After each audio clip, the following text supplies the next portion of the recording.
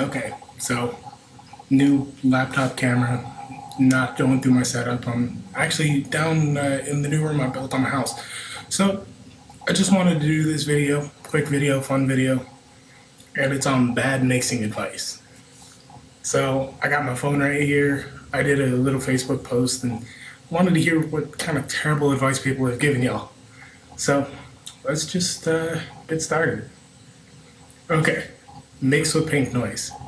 Pink noise is great because it's perfectly balanced. Nothing is perfectly balanced though. Like you never want anything to be that completely flat and sterile. So it's cool, to a certain extent, but it's not gonna help. It really won't. Output doesn't matter. Yes it does. Clipping is a real thing. Just because you have the option to lower the final volume on your master doesn't mean you should wait that long to start thinking about, should I mix this hot? That should be like the first thing. Get your level set early, and then when you get your master, you're done.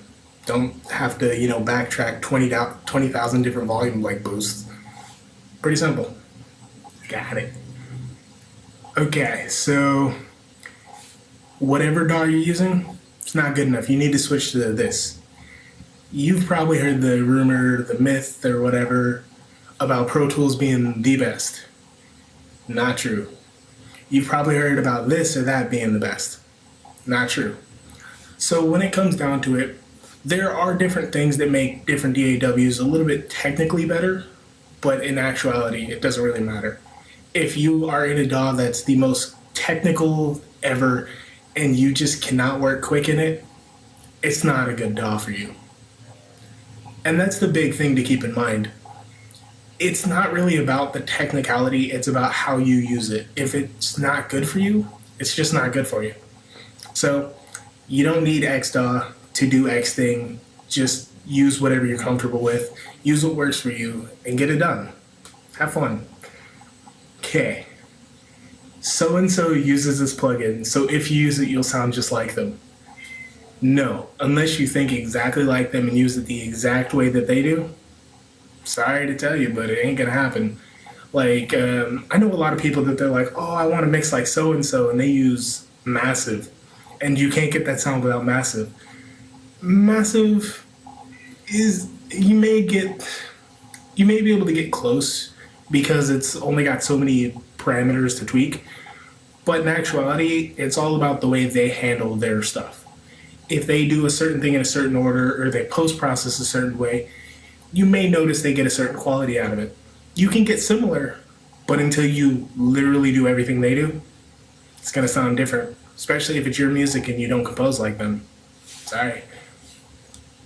Okay, so let's see. Nexus is the best plugin. No. If you love it, it's the best for you. I personally hate it. I like making my sounds myself. I like doing things myself.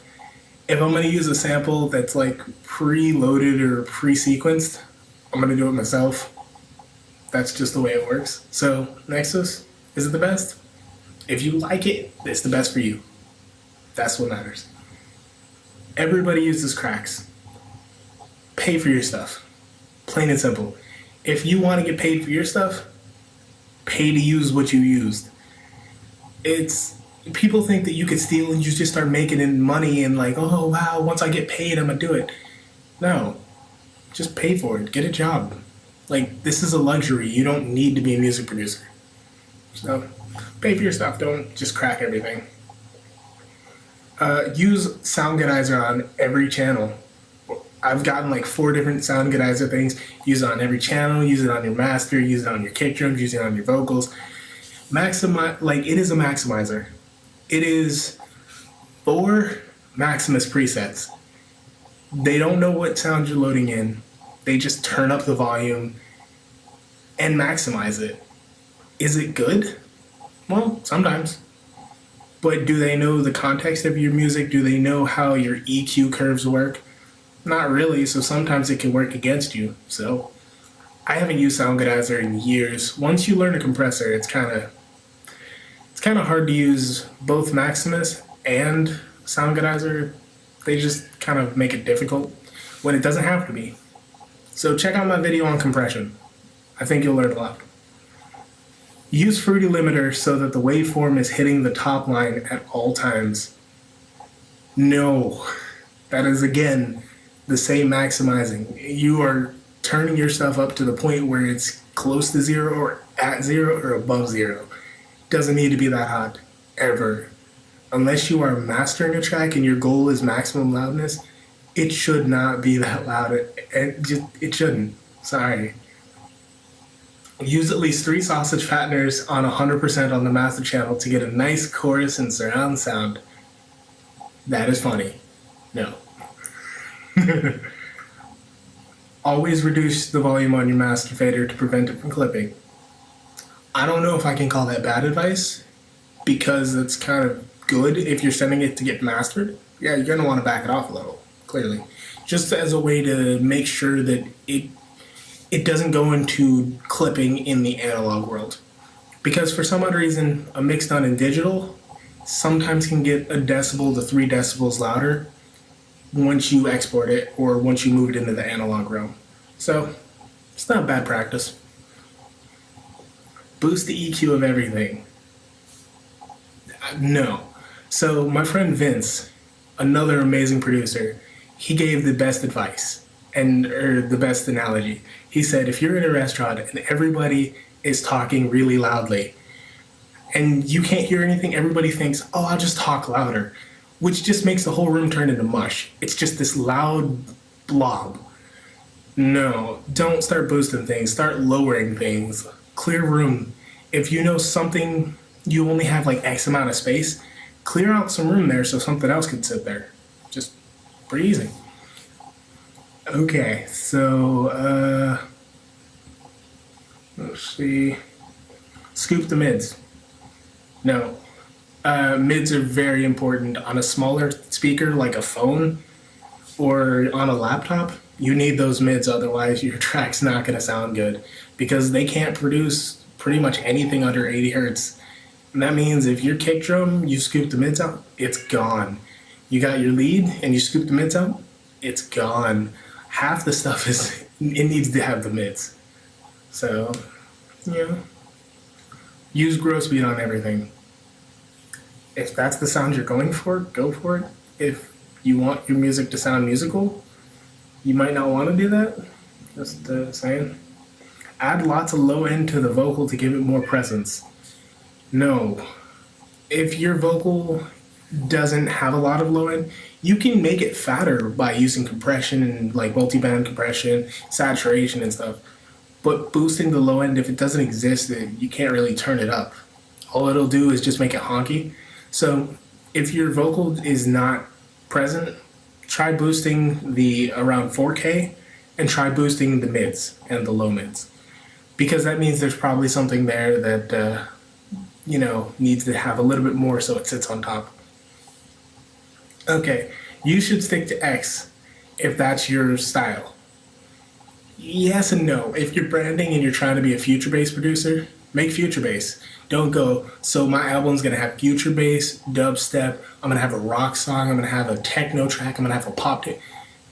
Yes, but it's gonna be hard to build an audience because everybody's going in wanting something different. They get one thing they want and 10 things they don't. They're clearly gonna go, well, the majority of what you make is terrible, so I don't want it. So, branding wise, stick to what you're good at or stick to what you want to do. And actually, that's it. That's the bottom of it. So that's some of the terrible advice I've, you guys have said that you've gotten.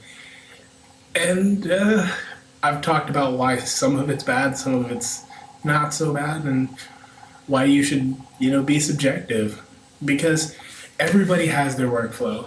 I know a lot of guys that they will go on and on. You can't make music without this, that.